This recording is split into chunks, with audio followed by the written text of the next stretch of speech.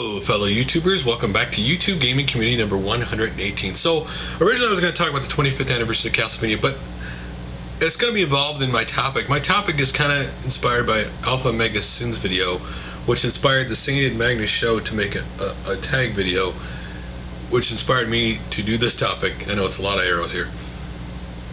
And it's not necessarily HD remakes, but it's why video game publishers and hardware makers, why they don't embrace the anniversaries of their games. This year has been an amazing historical year in video gaming, with the NES having an important anniversary, the Super Nintendo, and today is the Nintendo 64's 15th anniversary.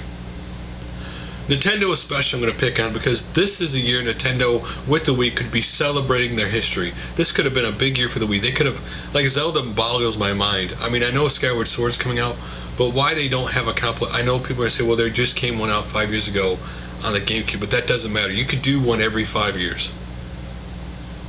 Why they don't come out with a compilation of Zelda from the first one to, let's say, you could, before the N64, because the game, you could play the GameCube and the Wii games on the Wii. Put them all on a disc, art book, you know, soundtrack, history of on there. They could have done a limited edition Wii for that. Let's take the 25th anniversary of Castlevania. Say Konami and these other companies that made really important franchises on the NES, the Super Nintendo, and N64, excuse me. And Nintendo could have picked up those series, put them on a disc themselves. Like Castlevania, could have done a limited edition Wii for it, or put a compilation of those games come out and celebrated their history, and the fans would have come out in droves to buy those games. And you could have done it in limited edition if you're worried about mass producing the game, like they do with Mario All-Stars. And then if it sells really well, you can always bring out more. This is 5 years to me seems too early to do this, like Oblivion's 5th year anniversary thing. To me, it just seems like I played that game yesterday. But 10 years out, you know, doesn't feel like I played it yesterday. So I don't understand why they don't embrace this. Their anniversaries. Sonic's 20th anniversary, I know they're bringing out Sonic Generations and they're doing these figures and stuff. And I know that all Sega's old games are now available everywhere, from Steam to the PlayStation to XBLA. But why don't they repackage all the old Sonic games together on a disc? Why don't they, maybe a limited edition Sonic statue or something cool, I don't know, and art book and music and all that, put it out. The fans would still buy it. This is one of the things I think video game companies are lacking right now, that they should lack. Right now, with retro games being more popular than ever, it would only scream that this is what movie companies do with their more popular movies. Every 5 years, they release the 5th, 10th anniversary of the movie. They re-release it and people buy it. This is what the video game companies need to embrace. It'd be fan service for the fans, and yet something that very little cost to them that they can make a little money off of. This is something I really hope they embrace in the near future. Nintendo obviously has a leg up on this over everybody because they've been around the longest. Sega's the other company that has a massive library they could do this with all their games, bringing their games out not only to a new generation, but who like to collect video games, but to their old fans who were around when they originally came out. So what do you think about this topic? Do you think the video game publishers and developers should celebrate their anniversaries, do something cool for the fans, and make a little money themselves, or do you not think? Do you have reasons why you don't think they should do this? Because there is plenty of room out there in the video game landscape for new games to come out and still old games to do well. Today, my only thing I will say this about the landscape of video games today. Right now, today, there are way too many games coming out right now. This is why so many good games fail, because right now too many people are putting out too many games. I mean, think about how many games are coming out this holiday that you're never going to be able to buy, let alone play, because you have to make choices. And I don't mean there shouldn't be choices for people, but there's too many of the same games coming out and not enough variety. And I think this is one of the things right now that if you were to do, I mean, Japan does embrace like the older stuff, right? They do this compilation stuff all the time.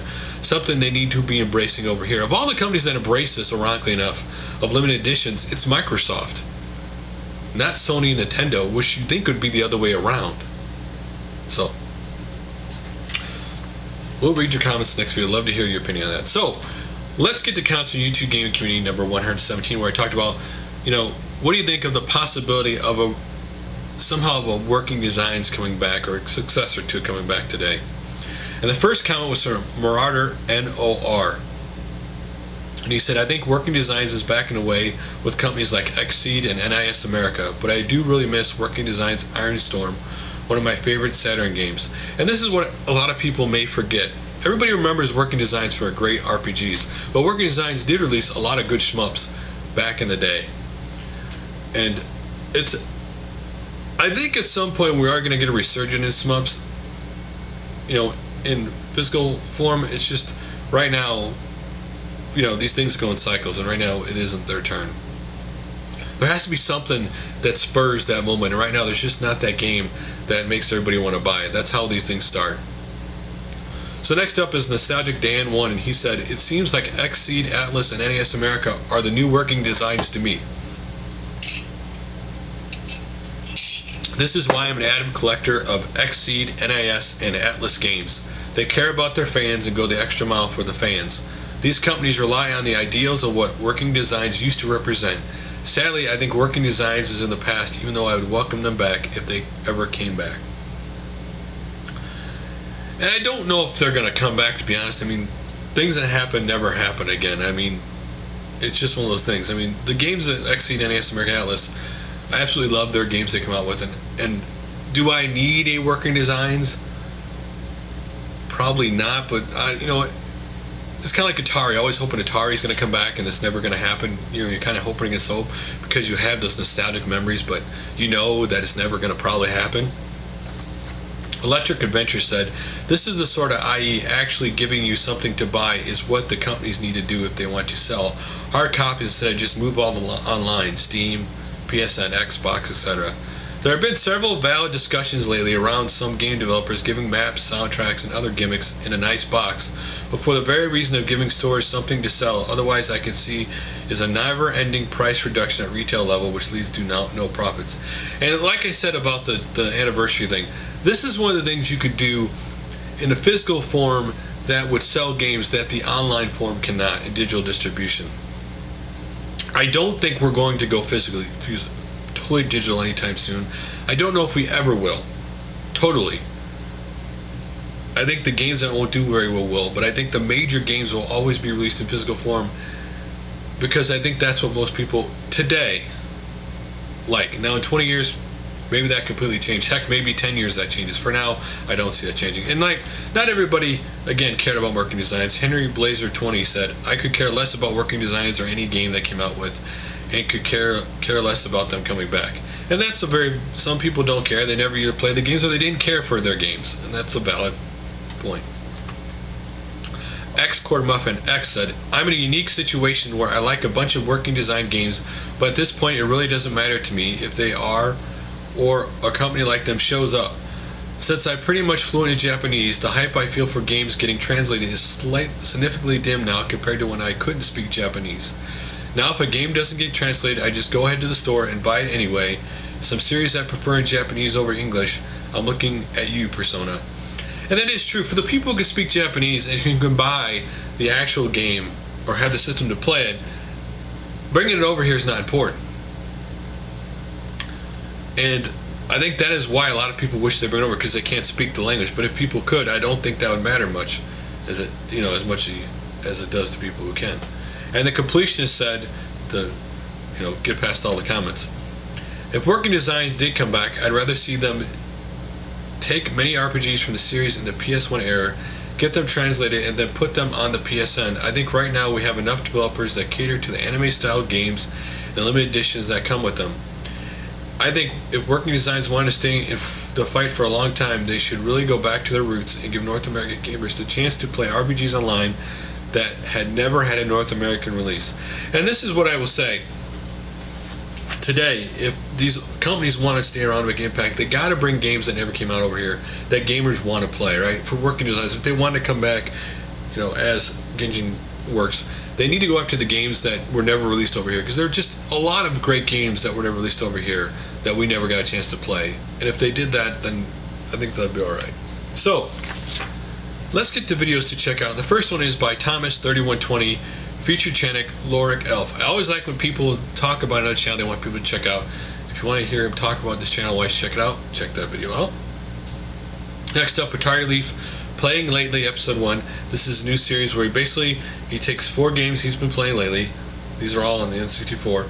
It shows you what they are. So if you're interested, check that out. Next up is JamesRelaxation What the F apostrophe, well, I'll mark CK, I know I'm saying it wrong, but basically supposed to be what the fuck, but he, you know. And basically it's about how he had someone sub to his channel, but they don't really have a YouTube channel.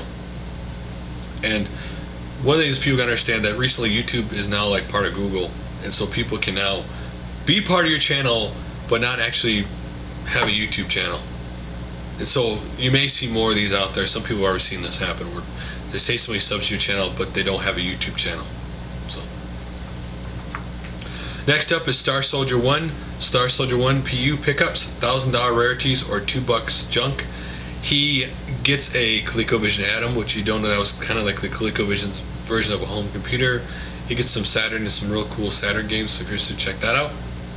Next up is LMA 187, Rusty Hearts Review, PC, free MMORPG. So if you want to check out an MMO, it's a fighting MMO. Check out the gameplay. Next up is Lots of Games, my top 10 Xbox Live Arcade games. If you want to see his 10, some of them may surprise you. There may be a game on that list that you're surprised he doesn't have. And next is the Sainted Magnus Show, which I talked about earlier. The SMS Compilations Question. What game would you like to see as either an HD remastering or a set of games made into a compilation? So if you're interested to answer that question or a video response, go check out his video. And I always love when YouTube gamers get together. This is 78 Strider Strike Back, hanging out with JamesRelaxation. You don't really like see Gamester, but they both, they go to a digital press and they show all these awesome games that are there. And so if you want to see a bunch of games and what 78 Strider Strikes Back picked up, check out the video. He picked up a lot of cool stuff. And last but not least, Immortal 119, shout out to Great Gamers. He did this really cool video which somebody else helped him with. What was it? Drengard? I just watched, was watching the gameplay. There are a lot of names. He puts a lot of great people shouting in the video. So if you're interested, check that out. And so guys, that's all for now. Ironically enough, there's gonna be a video tomorrow, so I will see you all tomorrow.